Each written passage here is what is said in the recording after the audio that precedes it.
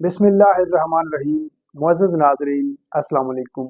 मैं ख़ादिम हूँ और आपको यूट्यूब चैनल में खुशामदीद कहता हूँ।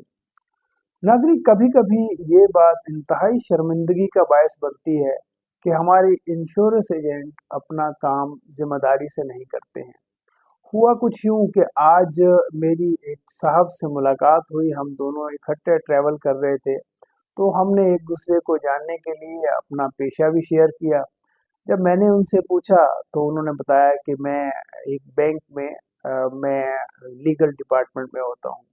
और जब मैंने उनको बताया कि मैं इंश्योरेंस इंडस्ट्री में काम करता हूँ, तो फ़ौरन से वो मुझ पे चढ़ दौड़े कि आप लोगों के बहुत से केसेस जो हैं वो लिटिगेशन में पड़े रहते हैं, आपकी कंपनीज़ क्लेम नहीं देती हैं, लोगों को वहाँ पे ज़लील होना पड़ता है।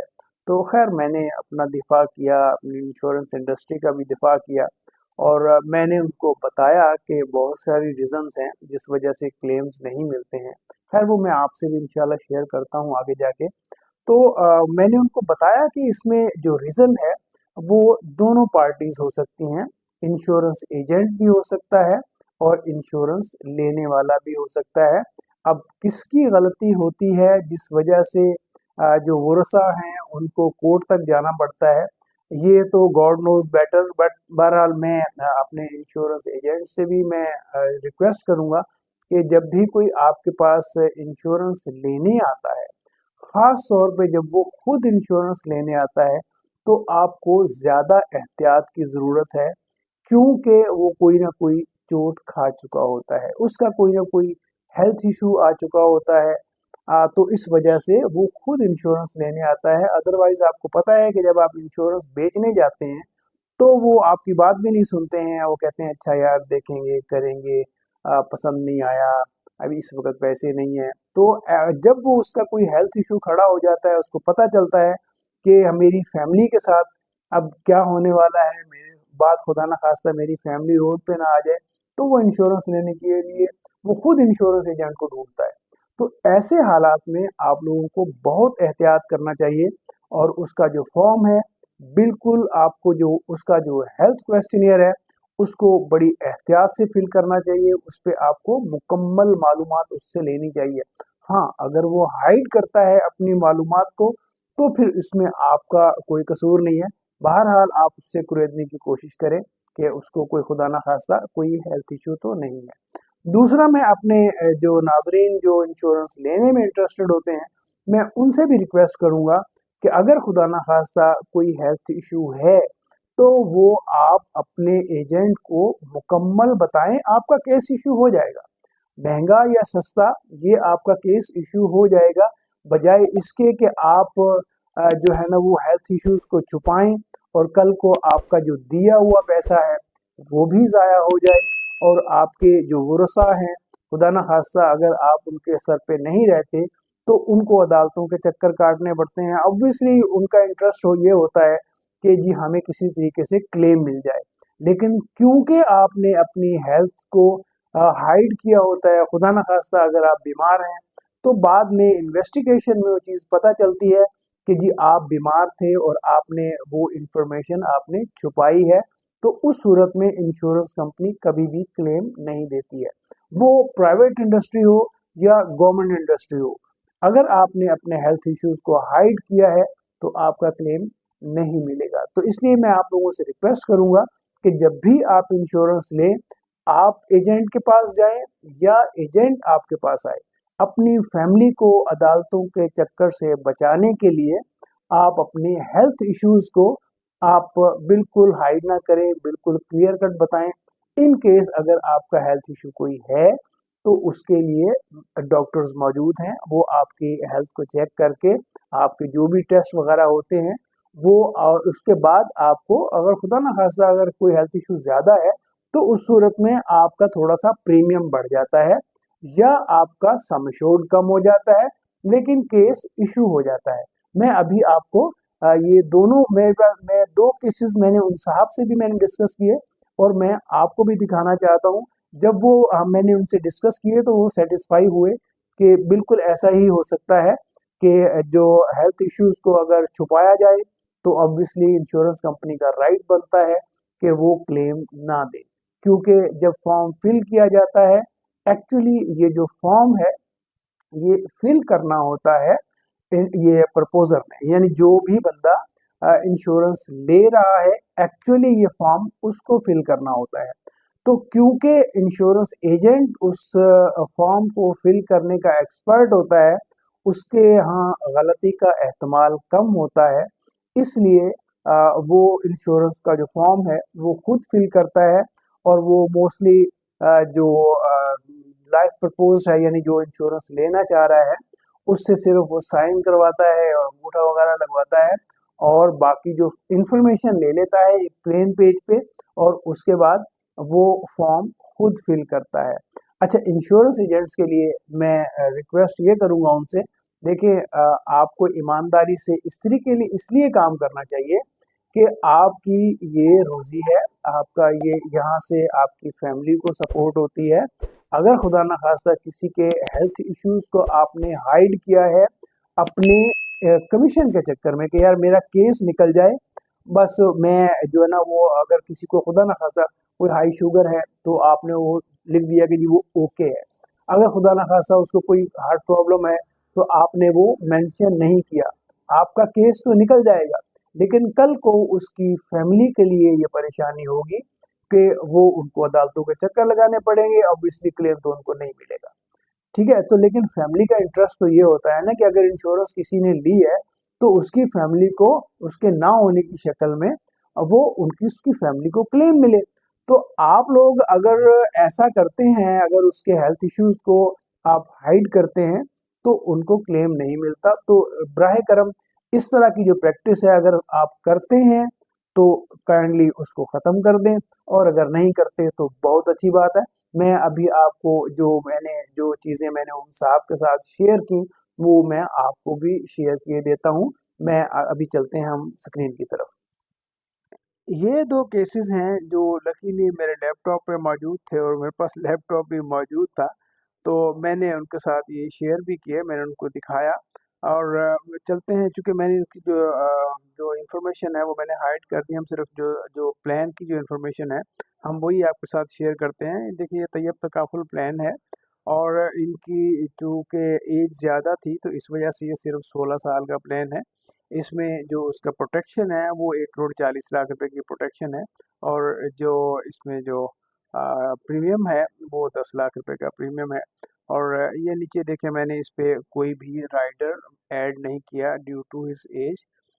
ये नॉमिनी का कॉलम है, और ये देखिए मैंने उनकी जो हेल्थ इन्फॉर्मेशन थी, जो उन्होंने मुझे बताया कि वो ये टेबलेट लेते हैं, और ये टेबलेट की डोज भी लिखी हुई है। अब ये तो चूँकि टेबलेट शुगर से कंसर्न्ड है, मुझे नहीं पता ये इसका मोड ऑफ एक्शन क्या है, बहरहाल ये शुगर को रिड्यूस करती होगी।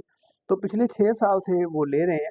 मैंने ये क्लियर कट उनके फॉर्म पे लिखा, और मैंने यहाँ पे ये लिखा कि बाकायदा जी हाँ, ये मेडिसिन लेते हैं। बेसिकली यहाँ पे यही होता है कि आप और आपकी फैमिली, जो इमीडिएट फैमिली है, उनमें से तो कोई ऐसा शख्स नहीं है जो हाइपरटेंसिव हो या डायबिटिक हो या कैंसरिन हो, यानी कोई वो जो जो मेजर मेजर बीमारियां हैं, तो वो यहाँ पे अगर कोई हो तो हम मेंशन कर देते हैं। और बाकी तकरीबन जो जहाँ जहाँ नो करना था वो हमने वहाँ पे नो किया। तो मुझे इसके ऊपर जो रिस्पांस आया, मुझे व्हाट्सएप पे ही बताया गया कि आप इनके ये टेस्ट करवा लें। ये एफएमआर फुल मेडिकल रिपोर्ट होता है, ये पीयूआर में भी काफ़ी सारे टेस्ट होते हैं, जो मुझे वो उनकी डिटेल का इतना ज़्यादा पता नहीं है। बहरहाल ये बीएस, ये ब्लड शुगर होता है, और ये ईटीटी, ये जो हम जब हम लोगों ने ये उनके ये टेस्ट करवा दिए तो फाइनली ये केस इशू हो गया। तो बताने का मकसद ये था कि आप किसी भी क्लाइंट की जो हेल्थ जो है उसको, अगर उसको कोई प्रॉब्लम है तो उसको हाइड नहीं करें, केस इशू हो जाता है। मैं अभी आपको एक दूसरा केस दिखाता हूँ। ये बैंक इंश्योरेंस का केस है। इसमें से भी मैंने जो क्लाइंट की जो बेसिक इन्फॉर्मेशन थी वो मैंने हाइड कर दी है। इनकी एज 57 ईयर्स है।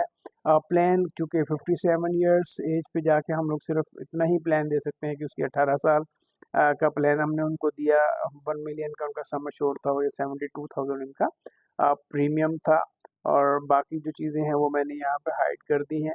तो इस पे देखिए मैं ये यहाँ पे भी मैंने यहाँ पे भी यही पूछा गया है कि आप या और आपकी जो इमीडिएट फैमिली है उसमें से कोई diabetes, cancer, hypertension, high blood pressure, कोई इस तरह की कोई चीज़ तो नहीं थी।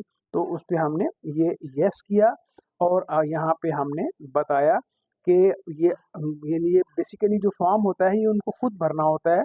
तो इसलिए मैंने उसकी तरफ से ये फ़िक्रा लिखा कि I am taking insulin from last 6 month, यानी 6 महीने से मैं इंसुलिन ले रहा हूँ। और ये डॉक्टर रशीद हैं जो एलएनएच हॉस्पिटल में होते हैं। एलएनएच लियाकत नेशनल हॉस्पिटल है, कराची में बड़ा मशहूर हॉस्पिटल है। तो वहाँ पे डॉक्टर रशीद होते हैं, उनके कहने पे पिछले 6 महीने से मैं इंसुलिन ले रहा हूँ और मैं पिछले 20 साल से मैं डायबिटीज़ का जो है ना वो यूँ समझो कि शिकार हूँ। तो डायबिटीज़ उनको पिछले 20 साल से थी और पिछले 6 महीने से वो इंसुलिन ले रहे हैं और ये इंसुलिन की सुबह-शाम की मैंने डोज़ भी लिख दी। इस पे उनका जो टेस्ट आए ये मैं आपको दिखाता हूँ। ये उस पे उनका एफएमआर आया और बाकी ये वही फुल मेडिकल रिपोर्ट और बाकी उनका जो ये पीयूआर और फास्टिंग ब्लड शुगर वगैरह हुआ। और फिर ये उन्होंने एक बेसिकली ये HbA1c जो है इसमें जो जो डायबिटीज़ है 2 से 3 महीने की जो डायबिटीज़ की जो कंडीशन रही होती है उसकी हिस्ट्री आ जाती है। तो ये उन्होंने ये टेस्ट करवाए और ये टेस्ट भी हम लोगों ने सबमिट कर दिए और फाइनली ये केस भी इशू हो गया। तो ऐसा नहीं है कि केस आपका इश्यू नहीं होगा। आप जो भी क्लाइंट है, आप उसके जो भी इश्यूज़ हैं, उसको हाइड मत करें, उसको बाकायदा मेंशन करेंगे, तो आपके जो केसेस हैं, इश्यू हो जाएँगे। हाँ, इस पे 25% लोडिंग लगी थी, क्योंकि एक तो वो इंसुलिन ले रहा है, इंसुलिन भी अच्छी खासी ले रहा है और फिर वो पिछले 20 साल से वो डायबिटिक है। चूँकि वो इंश्योरेंस में इंटरेस्टेड था, इसलिए उसको इंश्योरेंस चाहिए थी, अपनी फैमिली के लिए उनको कवरेज चाहिए थी और डॉक्टर ने उसका टेस्ट करवाने के बाद उसको लोडिंग लगा के उनका केस पास कर दिया। ठीक है? उसमें 25% लोडिंग लगी है, मसलन उसमें 25% लोडिंग का मतलब ये है, या तो वो अपने प्रीमियम का 25% ऐड करे और या वो अपनी इंश्योरेंस का 25% कम करे। तो इस तरीके से चूँकि वो ये केस बैंक के थ्रू था, तो हम दोबारा उसका प्रीमियम नहीं लेना चाह रहे थे, तो हम लोगों ने उसका जो इंश्योरेंस है, वो कम कर दिया और उसी प्रीमियम के अगेंस्ट हम लोगों ने उसका केस इश्यू करवा दिया। बट उससे इसके बारे में उनसे एक सिग्नेचर लेना होते हैं, वो सिग्नेचर भी हम लोगों ने लिए, उनको बताया कि आपको ये इश्यू है, अगर आप प्रीमियम बढ़ाना चाह रहे हैं, तो हम आपके लिए हाज़िर हैं, अब आपको फर्दर प्रीमियम देंगे, तो हम आपका केस इश्यू कर देंगे। और अगर प्रीमियम आप फर्दर नहीं दे सकते, लेट्स से आप इसको बर्डन समझ रहे हैं, तो आपकी हमें इंश्योरेंस कम करना पड़ेगी। तो उन्होंने इंश्योरेंस कम करने पे एग्री किया, लिहाजा हमने वो केस इश्यू करवा दिया। तो यही वो चीज़ें हैं जो मैंने उन साहब से डिस्कस की कि एक्चुअली होता ये है कि या तो क्लाइंट इस इन इन्फॉर्मेशंस को हाइड करता है, नहीं बताता है, क्योंकि उसे थ्रेट होता है कि मुझे शायद इंश्योरेंस नहीं मिलेगी। जो इलिटरेट क्लाइंट्स हैं उनको ये थ्रेट होता है कि हमें इंश्योरेंस नहीं मिलेगी अगर हमने ये सब सच-सच बता दिया। और फिर उधर से कभी-कभी हमारे जो एजेंट्स हैं वो भी उनको भी ये लालच होता है कि यार अगर हमने लिख दिया तो हमारा खुदा ना खास्ता केस वेस इशू नहीं होगा और ज़ाहिर बात है इतनी मेहनत की है, एक क्लाइंट बड़ी मुश्किल से टाइम देता है, फिर उसके बाद 2-4 चक्कर लगाने पड़ते हैं। पहले उसको प्रेज़ेंटेशन देने जाती है, फिर वो इलस्ट्रेशन प्रिंट करके लेके जाते हैं, फिर वो सोचने का टाइम लेता है, कुछ चौथे 5वें चक्कर में उसका जो केस है वो उसका फाइनल फॉर्म वार्म और उसका जो चेक वेक है उसको मिलता है।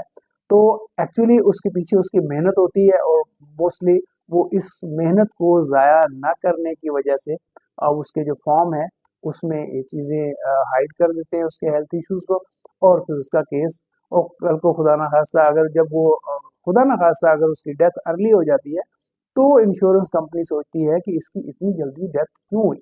जबकि उसके जो हेल्थ इश्यूज़ थे, ऐसा तो कुछ था ही नहीं, फॉर्म में तो सब कुछ ओके था। तो फिर उस वक़्त इंश्योरेंस कंपनी उसकी इन्वेस्टिगेशन करवा लेती है। छोटे-मोटे केस की इन्वेस्टिगेशन नहीं होती है, लेकिन जो भी बड़े केसेज़ हैं, जिनमें ज़्यादा सम कवर होता है, उनकी इन्वेस्टिगेशन ज़रूर होती है। तो उस वक़्त अगर पता चलता है कि इनके साथ हेल्थ इश्यूज थे जो हाइड किए गए, वो उन्होंने हाइड किए या एजेंट ने हाइड किए, वो लेकिन उनको जो वरसा को उसका क्लेम नहीं मिलता है। तो मैं दोनों पार्टी से रिक्वेस्ट करूंगा कि अगर इंश्योरेंस लेने वाले जो हजरात हैं वो अपने हेल्थ इश्यूज को हाइड मत करें। देखें आपकी जॉब है, जॉब अगर खुदा ना खासा खतरनाक है तो उसी वक्त पता चल जाता है कि आपको थोड़ा बहुत उसका जो फ्लैट एक्स्ट्रा हम कहते हैं उसको, यानी उसका आप थोड़ा बहुत आपका प्रीमियम बढ़ जाएगा, उसका तो कोई इशू नहीं है। वो तो लेट से अगर आप फोर्सेस में काम करते हैं तो आपका प्रीमियम ऑब्वियसली हाई होगा।